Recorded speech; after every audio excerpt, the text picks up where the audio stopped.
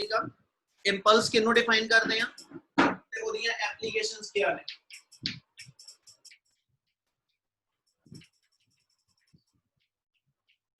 हाँ जी इंदर इंदर आवाज आ रही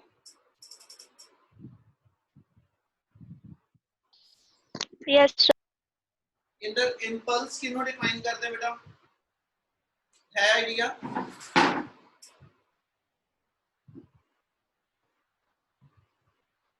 इंदर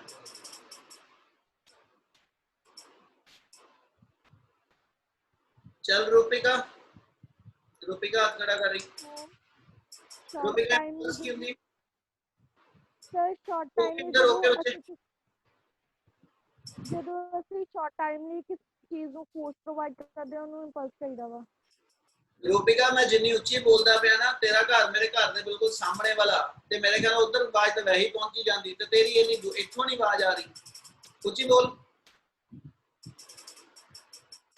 ਸਰ ਜਦੋਂ ਅਸੀਂ ਕਿਸੇ ਆਬਜੈਕਟ ਨੂੰ ਥੋੜੇ ਟਾਈਮ ਲਈ ਫੋਰਸ ਦੇ ਦਈਏ ਉਹਨੂੰ ਇੰਪਲਸ ਕਹੀਦਾ ਵਾ चलो हाँ जी शिवम जी तुसी भी हाथ खड़ा कीता सी Sir, the force is applied for a short duration of time is called as impulse. ਆਪਾਂ ਪੁੱਤ ਜੇ ਇੰਪਲਸ ਨੂੰ ਡਿਫਾਈਨ ਕਰੀਏ ਤਾਂ ਅਸੀਂ ਇੱਕ ਵਰਡ ਇਹਦੇ ਨਾਲ ਕਾਮਨ ਜਿਹੜਾ ਯੂਜ਼ ਹੁੰਦਾ ਉਹ ਜੋੜ ਦਈਏ impulsive force impulsive force basically define ਕਿਹਨੂੰ ਕਰਦੇ when the force will applied over a body for a very short interval of time ਤੁਸੀਂ ਕਿਸੇ ਇੱਕ ਫੁੱਟਬਾਲ ਨੂੰ ਕਿੱਕ ਕਰਦੇ ਹੋ ਜਦੋਂ ਤੁਸੀਂ ਪੈਰ ਪਿੱਛੇ ਲੈ ਕੇ ਗਏ ਹੋਏ ਹੋ ਜਿਸ ਮੂਵਮੈਂਟ ਤੇ ਤੁਸੀਂ ਸਾਰੀ ਫੋਰਸ ਉਸ ਫੁੱਟਬਾਲ ਨੂੰ ਡਿਲੀਵਰ ਕੀਤੀ है ना all of the force ठीक है जी when it is to be delivered to the energy football that a very short interval of time ठीक है जी कहने जी there is a collision between the feet and the football ਤੇ ਉਸ small time interval ਦੇ ਅੰਦਰ ਜਦੋਂ ਅਸੀਂ ਬੋਡੀ ਨੂੰ ਸਾਰੀ ਫੋਰਸ ਡਿਲੀਵਰ ਕਰਦੇ ਹਾਂ ਤੇ ਅਸੀਂ ਐਸਐਚ ਫਿਰ ਉਦੋਂ ਅਸੀਂ ਇਹ ਮੇਜਰ ਕਰਦੇ ਮੇਜਰ ਦਾ total effect of the force on a given body in a very short interval of time क्या गल समझ आई है नहीं पहलो यस सर ठीक है जिन मैं अब इधर डिफाइन कर देते हैं कि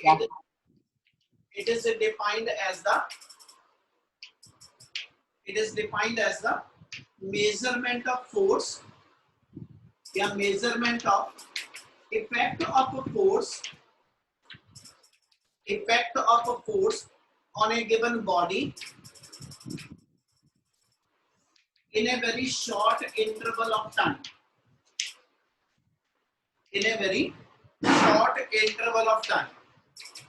so ਜਿਹੜਾ short time interval ਦੇ ਅੰਦਰ ਤੁਸੀਂ ਬੋਡੀ ਦੇ ਉੱਤੇ ਫੋਰਸ ਡਿਲੀਵਰ ਕਰਦੇ ਹੋ ਹੈਨਾ ਉਸ ਟਰਮ ਨੂੰ ਅਸੀਂ ਮੈਥਮੈਟਿਕਲੀ ਇੰਪਲਸ ਨਾਲ ਡਿਫਾਈਨ ਕਰਦੇ ਬੇਟਾ ਤੇ ਦੂਜੇ ਵਰਡ ਚ ਇਹਨੂੰ ਜੇ ਡਿਫਾਈਨ ਕਰਾਂ ਤੇ impulse will always to be measured from the change in momentum of the body ਜਦੋਂ ਮੈਂ ਕਿਸੇ ਬੋਡੀ ਤੇ ਫੋਰਸ ਅਪਲਾਈ ਕਰਾਂਗਾ ਤੇ ਵੀ you know that according to Newton second law ਠੀਕ ਹੈ ਜੀ force is always equal to rate of change of momentum ਜੇ ਪੁੱਤ ਮੈਂ ਕਿਸੇ ਬੋਡੀ ਤੇ ਫੋਰਸ ਅਪਲਾਈ ਕਰਾਂ ਤੇ ਫੋਰਸ ਕਰਕੇ ਬੋਡੀ ਦਾ ਮੋਮੈਂਟਮ ਚੇਂਜ ਹੁੰਦਾ ਜਿਵੇਂ ਦਾ ਚੌਕ ਪਿਆ ਇਸ ਚੌਕ ਨੂੰ ਮੈਂ ਇਸ ਵੇਲੇ ਤੋਂ ਫਲਿਕ ਕਰਾਂ ਤੇ ਚੌਕ ਨੂੰ ਜਦੋਂ ਫਲਿਕ ਕਰਾਂਗਾ ਤੇ ਇਹਦਾ ਮੋਮੈਂਟਮ ਅੱਗੇ ਨਾਲੋਂ ਚੇਂਜ ਹੋਊਗਾ ਜਦੋਂ ਇਸ ਚੌਕ ਚੇਂਜ ਹੋਇਆ ਹੈ ਨਾ ਤੇ ਕਿੰਨਾ ਟੋਟਲ ਚੇਂਜ ਇਨ ਮੋਮੈਂਟਮ ਆਏਗਾ ਕਿੰਨਾ ਟੋਟਲ ਚੇਂਜ ਇਨ ਮੋਮੈਂਟਮ ਆਏਗਾ ਫॉर द गिवन फोर्स ठीक है that always measure the कहना जी strength of impulse of the कहना जी force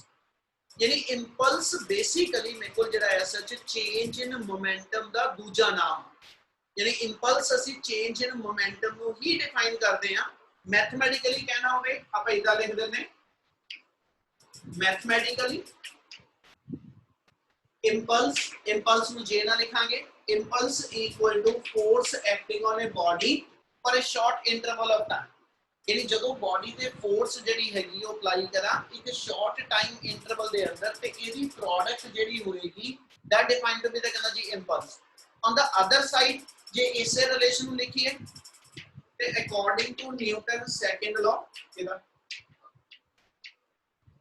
according to Newton second law ठीक है F equal to delta T by delta T ਜੇ F delta P by delta T हैगा तो that mean delta P equal to F delta T therefore we can write the impulse equal to change in momentum that can be equal to f delta t। यानी आ मेरे को basic relation होएगा जेड़ा impulse नु define करदा कि भी impulse change in momentum दा ही दूजा नाम आ, ठीक है, but that change should be occurring in a very short interval of time in which force remain to be a constant.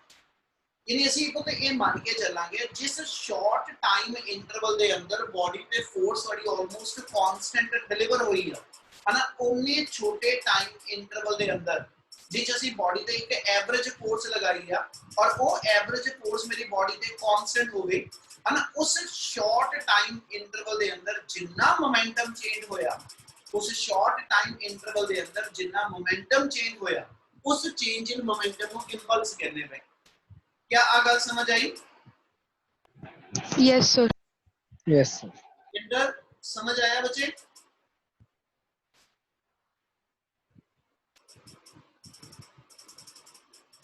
Inter clear होया पुत? तेनू तां पूछया क्योंकि तेरा डाउट सीगा, तेन नहीं पूछया सी मैनू पता, तो मैं तां तेनू पूछ रहा बेटा, क्लियर एनी टर्म? चलो इना क्लियर है सारे नु जी? Yes, sir. Yes, sir. Yes.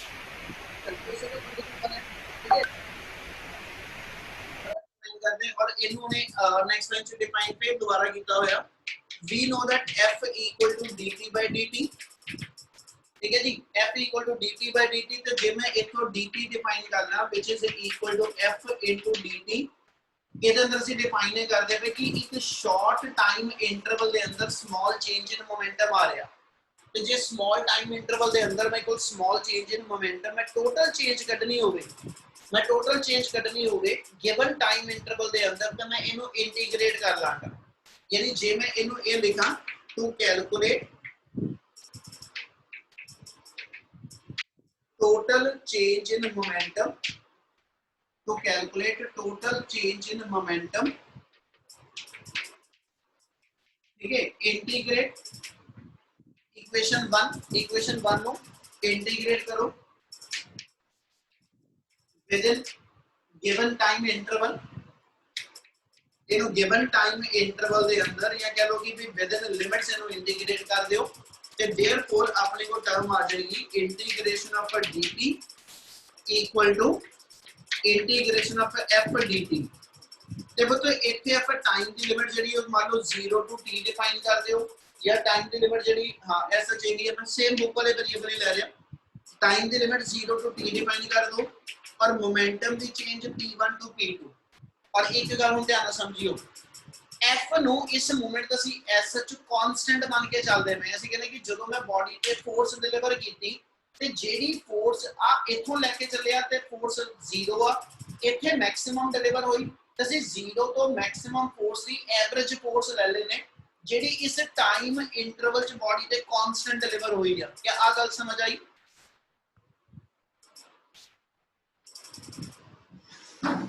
Yes, sir. ਆਪਾਂ ਇੰਨੀ ਗੱਲ ਕਹਿ ਰਹੇ ਹਾਂ, ਜੇ ਮੈਂ ਇੱਥੇ ਇਹਨੂੰ ਇੰਟੀਗ੍ਰੇਟ ਕਰਨਾ ਤੇ ਇਧਰੋਂ ਇੰਟੀਗ੍ਰੇਟ ਕਰਨਾ, ਹੁਣ dt ਦੇ ਨਾਲ ਤਾਂ ਕੋਈ ਟਰਮ ਨਹੀਂ ਲੱਗੀ, ਇਹਦੇ ਨਾਲ ਆਪਣਾ ਇੱਥੇ ਕਾਂਸਟੈਂਟ ਬਣ ਲੱਗਿਆ ਵਾ।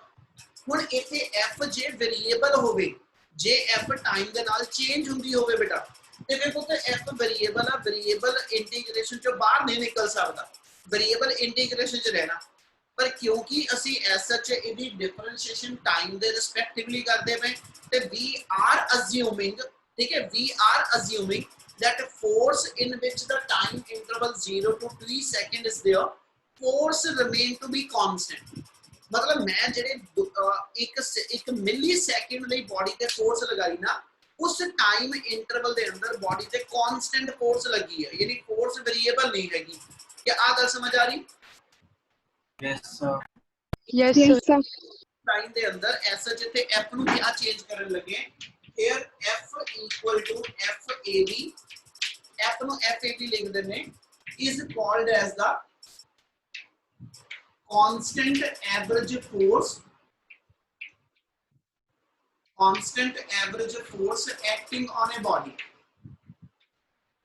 acting on a body 40 second, यानी तुसी बॉडी ते फोर्स 0 तो लेके t सेकंड वास्ते लगाई आ ते इन्ने सेकंड दी f मेरा कांस्टेंट आ तदे इनु मैं बाहर कढ पावांगा। क्या आ गल समझ लगी बच्चे? Yes, sir. yes sir therefore अपने को तेरे इधर इंटीग्रेशन p आ जाएगी, लिमिट ओदी p1 to p2 uh, इधरों f बाहर रह जाएगा ते dt दी इंटीग्रेशन t रह जाएगी, यानी इथे 1 दी इंटीग्रेशन मुड़ के t रह गई, लिमिट ओदी 0 टू t आ। इनु डिफाइन कर लो, टर्म बन गई p2 p1 equal to f t। क्या आ समझ आया? yes sir Yes, sir. आप f a भी लिखते चल रहे क्योंकि आप एवरेज फोर्स का सिंबल लिखा। इना क्लियर है जी? yes sir Yes, sir. sir, ਇਹਨੂੰ ਨੰਬਰ ਦੇ ਰਿਹਾ ਐਸ ਐਚ ਨੂੰ 1 ਡੈਸ਼ ਕਰ ਦਿੰਦੇ ਕਿ ਪ੍ਰੋਬਲਮ ਤੇ 1 ਨੰਬਰ ਇਹਨੂੰ ਦਿੱਤਾ ਹੋਇਆ ਸੀਗਾ, ਠੀਕ ਹੈ। ਤੇ ਜੇ ਹੁਣ ਇੱਥੇ ਦੇਖਾਂ ਤੇ ਆਪਾਂ ਇਹ ਉੱਪਰ ਕਹਿ ਕੇ ਆਏ ਆ ਜਿਹੜਾ ਡੈਲਟਾ ਪੀ ਦਾ ਉਹ ਮੇਰਾ ਇੰਪਲਸ ਆ, ਇਹਦਾ ਮਤਲਬ ਫਿਰ ਇੱਥੇ ਜੇ ਨੈਕਸਟ ਲਾਈਨ 'ਚ ਡਿਫਾਈਨ ਕਰੀਏ ਤਾਂ therefore impulse j * 1 equal to f into t ਨਾਲ ਇੱਥੇ ਦੇ ਦੋ ਯੂਜ਼ਿੰਗ ਇਕੁਏਸ਼ਨ 1 ਦੇ ਕਲੀਅਰ? ਹਾਂਜੀ इना क्लियर आ? yes sir Yes, sir. एक चीज समझ लियो गल दोबारा, ठीक है। इंपल्स अपना इक्वेशन 1 डैश ऑलरेडी डिफाइंड आ, ठीक है। ਅਸੀਂ कैसे कि डेल्टा t सेकंड ਦੇ ਅੰਦਰ ਬੋਡੀ ਤੇ ਜਦੋਂ ਫੋਰਸ ਅਪਲਾਈ ਕਰਾ ਤੇ ਉਹਨੇ ਬੋਡੀ ਦਾ ਮੋਮੈਂਟਮ ਚੇਂਜ ਕਰਾਇਆ ਔਰ ਬੋਡੀ ਦਾ ਕਿੰਨਾ ਮੋਮੈਂਟਮ ਚੇਂਜ ਹੋਇਆ ਤੇ ਉਸ ਚੇਂਜ ਇਨ ਮੋਮੈਂਟਮ ਨੂੰ ਅਸੀਂ ਇੰਪਲਸ ਕਹਿਤਾ। ਹੁਣ ਸੇਮ ਕੰਡੀਸ਼ਨ ਉਹਨੇ ਮੇਰੇ ਕੋਲ ਐਸਾ ਜਿੱਤੇ ਮੈਥਮੈਟਿਕਲੀ ਇੰਟੀਗ੍ਰੇਸ਼ਨ ਨਾਲ ਵੀ ਬਣਵਾ ਲਈ, ਯਾਨੀ ਕੈਲਕੂਲਸ ਮੈਥਡ ਨਾਲ ਬਣਾ ਲਈ। ਹੁਣ ਇਸੇ ਕੰਡੀਸ਼ਨ ਨੂੰ ਆਪਾਂ ਜਿਹੜੀ ਲਾਸਟ ਲਿਖਦੇ ਪਏ ਆ, ਠੀਕ ਹੈ, ਇਸੇ ਲਾਈਨ ਦਾ ਦੂਜਾ ਨਾਮ ਅਸੀਂ ਇਹਨੂੰ ਨਾਮ ਦਵਾਂਗੇ, it's called as a impulse momentum theorem. It's called as a impulse momentum theorem. Impulse momentum theorem define ਕੀ ਕਰਦੀ ਹੈ? ਇੰਪਲਸ ਮੋਮੈਂਟਮ ਥਿਓਰਮ ਦੇ ਅਕੋਰਡਿੰਗਲੀ ਡਿਫਾਈਨਡ ਇਹ ਹੋਏਗਾ ਫॉर ਅ ਗਿਵਨ ਇੰਪਲਸ और for a given change in momentum, क्योंकि बार-बार एक लाइन कहना पिया, impulse is nothing but is the another name for change in momentum। change in momentum ਦਾ ਹੀ ਅਸੀਂ ਦੂਸਰਾ ਨਾਮ impulse ਰੱਖਦੇ ਪਏ ਤਾਂ ਉਤੋਂ ਡਿਫਾਈਨ ਕਰ ਰਿਹਾ for a given change in momentum or impulse, ठीक है, for a given change in momentum or impulse, ठीक है, product of force and time remain to be constant। ਇਹਦਾ ਮਤਲਬ ਇਹਨਾਂ ਦੋ ਚੀਜ਼ਾਂ ਦੀ ਪ੍ਰੋਡਕਟ ਜਿਹੜੀ ਆ, ਜਿਹੜੀ ਕਿ ਚੇਂਜ ਇਨ ਮੋਮੈਂਟਮ ਜਾਂ ਇੰਪਲਸ ਦੇ ਬਰਾਬਰ ਆ, ਤੇ ਜੇ ਇੰਪਲਸ ਕਾਂਸਟੈਂਟ ਆ, ਜੇ ਇੰਪਲਸ ਕਾਂਸਟੈਂਟ ਆ, ਜੇ ਬਾਡੀ ਦੇ change in momentum the value constant ਆ, ਤੇ ਫਿਰ ਉਦੋਂ ਫੋਰਸ ਤੇ ਟਾਈਮ ਇੱਕ ਦੂਜੇ ਨਾਲ ਰੈਸੀਪ੍ਰੋਕਲ ਵੇਰੀ ਕਰਨੇ।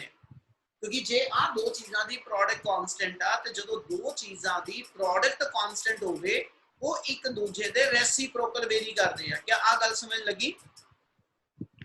yes sir, सर एंडोली गल दसी दोबारा। ਅਸੀਂ ਇਹ ਕਿਹਾ ਕਿ ਜਦੋਂ ਦੋ ਚੀਜ਼ਾਂ ਦੀ ਪ੍ਰੋਡਕਟ ਕਾਂਸਟੈਂਟ ਆਵੇ ਤੇ ਪ੍ਰੋਡਕਟ ਕਾਂਸਟੈਂਟ ਕਦੋਂ ਹੁੰਦੀ? ਜੇ ਦੋ ਚੀਜ਼ਾਂ ਇੱਕ ਦੂਜੇ ਨਾਲ ਕਿੱਦਾਂ ਵੇਰੀ ਕਰਦੀਆਂ ਹੋਣ। ਜੇ ਮੈਂ ਆ ਲਿਖਾਂ ਕਿ 16 ਲਿਖਣਾ, 16 ਮੈਂ 4 into 4 ਨੂੰ ਵੀ ਕਹਿਣਾ ਪਿਆ, ਤੇ ਜੇ ਮੈਂ ਆ ਕਹਾਂ ਜੀ ਕਿ ਆ f ਸੀ, ਆ ਡੈਲਟਾ t ਸੀ, ਤੇ ਆ ਮੇਰਾ ਇੰਪਲਸ ਆ, ਤੇ ਜੇ ਇੰਪਲਸ ਫਿਰ 16 ਹੀ ਆਣੀ ਆ ਪਰ ਫੋਰਸ ਬਦਲ ਕੇ ਮੇਰੀ ਅੱਗੇ ਨਾਲੋਂ ਹਾਫ ਰਹਿ ਗਈ ਤੇ ਟਾਈਮ ਇੰਟਰਵਲ ਨੂੰ ਵੱਧ ਕੇ ਡਬਲ ਹੋਣਾ ਪਊਗਾ। yes sir, यस डिक्रीज हो रही है तो दूसरी चीज अगे नाल इंक्रीज हो रही, ते एक इंक्रीज एक डिक्रीज एक इनवर्स प्रोपोर्शनैलिटी हुंदी। sir, यस ਤੇ ਇਹੀ ਚੀਜ਼ ਕਹਿੰਦੇ ਪਏ ਕਿ ਜਦੋਂ ਇੰਪਲਸ ਜਾਂ ਚੇਂਜ ਇਨ ਮੋਮੈਂਟਮ ਨੂੰ ਕਾਂਸਟੈਂਟ ਕਹਿੰਦੇ ਪਏ, ਇਸ ਵਾਰ ਆ ਦੋ ਚੀਜ਼ਾਂ ਦੀ ਪ੍ਰੋਡਕਟ ਨੂੰ ਕਾਂਸਟੈਂਟ ਕਹਿ ਰਹੇ ਹੋ, ਤੇ ਦੋ ਚੀਜ਼ਾਂ ਦੀ ਪ੍ਰੋਡਕਟ ਕਾਂਸਟੈਂਟ ਦਾ ਮਤਲਬ ਕੀ ਹੋਏਗਾ ਕਿ ਵੀ ਇੱਕ ਨੇ ਇਨਕਰੀਜ਼ ਕਰਨਾ ਤੇ ਦੂਜੇ ਨੇ ਡਿਕਰੀਜ਼ ਕਰਨਾ। ਇਹਨੀ ਗੱਲ ਸਮਝ ਲੱਗੀ? yes sir, yes sir ਹੁਣ ਇਸੇ ਦੇ ਕੋਰਸਪੋਂਡਿੰਗ ਆਪਾਂ ਇਹਨੂੰ ਗ੍ਰਾਫਿਕਲ ਮੈਥਡ ਨਾਲ ਵੀ ਲੈਣ ਲੱਗੇ, ਇਹੀ ਸਾਰੇ ਵਰਡ ਜਿਹੜੇ ਆ, ਠੀਕ ਹੈ।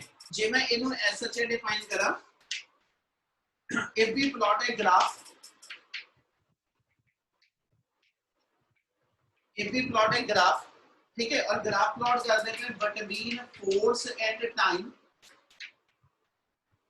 ठीक है, for a given impulse,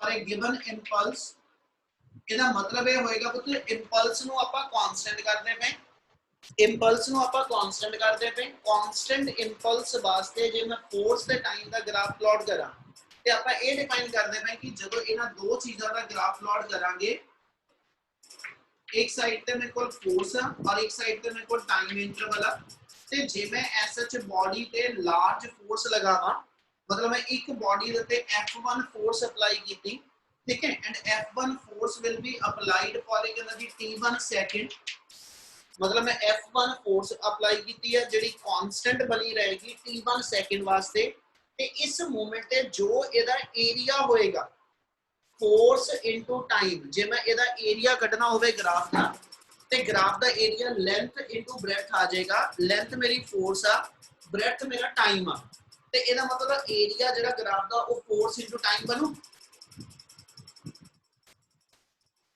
Yes, sir. Yes, sir. Yes, sir. ਮੇਰਾ ਫੋਰਸ ਇਨਟੂ ਟਾਈਮ ਦਾ ਗ੍ਰਾਫ ਬਣਦਾ ਪਿਆ ਇਹ ਮੈਂ ਫੋਰਸ ਵਰਸਸ ਟਾਈਮ ਦੇ ਗ੍ਰਾਫ ਤੋਂ ਜੇ ਮੈਂ ਐਸ ਚ ਦੀ ਏਰੀਆ ਦੀ ਵੈਲਿਊ ਕੱਢਾਂ ਉਹ ਫੋਰਸ ਇਨਟੂ ਟਾਈਮ ਆਈ ਤੇ ਇੱਥੇ ਅਸੀਂ ਕਿਹਾ ਫੋਰਸ ਇਨਟੂ ਟਾਈਮ ਇੰਪਲਸ ਹੁੰਦੀ ਆ ਇਹਦਾ ਮਤਲਬ ਜੇ ਮੈਂ ਇਸ ਗ੍ਰਾਫ ਦਾ ਏਰੀਆ ਕੱਢਾਂ ਤੇ ਮੈਨੂੰ ਇੰਪਲਸ ਮਿਲੂਗੀ Yes, sir. ਤੇ ਜੇ ਮੈਂ F1 ਫੋਰਸ ਲਾਈ ਸੀ ਬਾਡੀ ਦੇ ਉੱਤੇ ਠੀਕ ਹੈ T1 ਸੈਕਿੰਡ ਵਾਸਤੇ ਤੇ ਜੇ ਮੈਂ ਦੂਜੀ ਵਾਰੀ ਅੱਗੇ ਨਾਲੋਂ ਫੋਰਸ ਘੱਟ ਲਗਾਣੀ ਹੋਵੇ ਤੇ ਕਹਿੰਦਾ ਜੀ ਇੰਪਲਸ ਸੇਮ ਲੈਣੀ ਹੋਵੇ ਜੇ ਮੈਂ ਫੋਰਸ ਅੱਗੇ ਨਾਲੋਂ ਘਟਾ ਦਵਾਂ ਸੇਮ ਆਈ ਵਰਡ ਬੋਲਦਾ ਪਿਆ ਜੇ ਪਹਿਲੋਂ ਫੋਰਸ 4 ਨਿਊਟਨ ਸੀਗੀ ਤੇ ਡੈਲਟਾ T 4 ਸੈਕਿੰਡ ਸੀਗਾ ਇੰਪਲਸ 16 आई सी ਇੰਪਲਸ ਹੁਣ ਵੀ 16 ਲੈਣੀ ਆ ਪਰ ਫੋਰਸ 4 ਦੀ ਥਾਂ ਤੇ 2 ਰਹਿ ਗਈ ਤੇ ਟਾਈਮ ਇੰਟਰਵਲ ਨੂੰ ਅੱਗੇ ਨਾਲੋਂ ਵਧੂਗਾ ਵਧਣਾ ਪਏਗਾ ਇਹਦਾ ਮਤਲਬ ਜੇ ਮੈਂ ਫੋਰਸ ਅੱਗੇ ਨਾਲੋਂ ਘੱਟ ਲਗਾ ਰਿਹਾ ਤੇ that force must be applied for the large interval of time ਉਹੀ ਫੋਰਸ ਮੈਂ ਬਾਡੀ ਤੇ ਹੁਣ ਜੇ ਲਾਰਜ ਟਾਈਮ ਵਾਸਤੇ ਅਪਲਾਈ ਕਰਾਂਗਾ T2 ਸੈਕਿੰਡ ਵਾਸਤੇ ਤੇ ਜੋ ਇੰਪਲਸ ਯਾਨੀ ਜੋ ਏਰੀਆ ਇਹਦਾ ਹੈਗਾ ਜੇ ਸੇਮ ਏਰੀਆ ਇਸ ਕਰਵ ਦਾ ਵੀ ਲਵਾਂ ਤੇ ਇਹਦਾ ਮਤਲਬ ਜੇ ਦੋਨਾਂ ਦੇ ਇੰਪਲਸ ਫੈਕਟਰ ਸੇਮ ਆ ਦੋਨਾਂ ਦੀ ਇੰਪਲਸ ਸੇਮ ਆ ਤੇ ਪਰ ਫੋਰਸ ਇੱਕ ਵਾਰੀ ਮੇਰੇ ਕੋਲ F1 ਆ ਤੇ ਔਰ F1 ਗ੍ਰੇਟਰ ਦੈਨ F2 ਹੋਵੇ ਤੇ ਫਿਰ T1 should be lesser than T2 ਆਉ Yes, sir. Yes, sir. Yes, sir. Plus momentum theorem ਹੈਗੀ ਆ ਕਿ ਇਹ ਗੱਲ ਸਮਝ ਆਂਦੀ ਪਈ Yes, sir. Yes. Yes, sir. ਕਰਾਂ ਕੰਟੀਨਿਊ ਇੰਨਾ ਕਲੀਅਰ ਆ Yes, sir. ਚਲ ਇਸੇ ਨਾਲ ਤੋਂ ਕਰ ਰਹੇ ਹਾਂ if we plot a graph between force and time then for a given impulse मतलब given impulse ਵਾਸਤੇ ਆਪਣੇ ਕੋਲ ਕੰਡੀਸ਼ਨ ਇਹ ਆ ਗਈ ਕਿ ਵੀ ਜਿਹੜੀ ਫੋਰਸ ਹੋਏਗੀ F1 T1 it should be equal to F2 T2 और ਇਹ ਚ ਕੰਡੀਸ਼ਨ ਦੇ ਦਈਏ if F1 greater than F2 then T1 should be lesser than T2 clear ਆ Yes, Yes, sir. sir. Yes, sir. ਇੰਨਾ ਸਮਝ ਲੱਗਿਆ ਸਾਰਿਆਂ ਨੂੰ Yes, sir. Yes, sir. in this naam dene that's called as the impulse that's called as the impulse momentum theorem ਇਹਨੂੰ ਅਸੀਂ ਨਾਮ ਦਿੰਦੇ ਇਹ ਮੇਰੇ ਕੋਲ as such impulse momentum theorem ਆ ਜਾਏਗੀ ਕਿਸੇ ਮੂਵਮੈਂਟ ਤੇ ਪੇਪਰ 'ਚ ਜੇ ਕੁਐਸਚਨ ਇੰਪਲਸ ਮੋਮੈਂਟਮ ਥਿਓਰਮ ਆਂਦਾ state and prove impulse momentum theorem ਤੇ ਬੇਸਿਕਲੀ ਤੁਸੀਂ ਉਹਦੇ ਅੰਦਰ ਕੀ ਕਰਨਾ ਆ ਗ੍ਰਾਫ ਤੋਂ ਠੀਕ ਹੈ ਜੀ ਐਸ ਸੱਚ ਇੰਪਲਸ ਮੋਮੈਂਟਮ ਥਿਓਰਮ ਜਸਟੀਫਾਈ ਕਰਨੀ ਹੈ क्या समय लग गया Yes. Yes, sir. Yes, sir. Yes, sir. Then, Yes, sir. अच्छा उन्हें काम दे रहा नाल ठीक है एक टॉपिक तुसी पढ़ोगे ठीक है जी कल या तो जो पूछने वाला तुसी कुछ पूछियो नहीं तो फिर मैं पूछांगा नोट करो टॉपिक हैगा applications of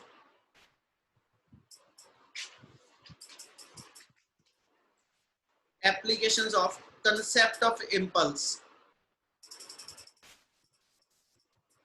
applications of concept of impulse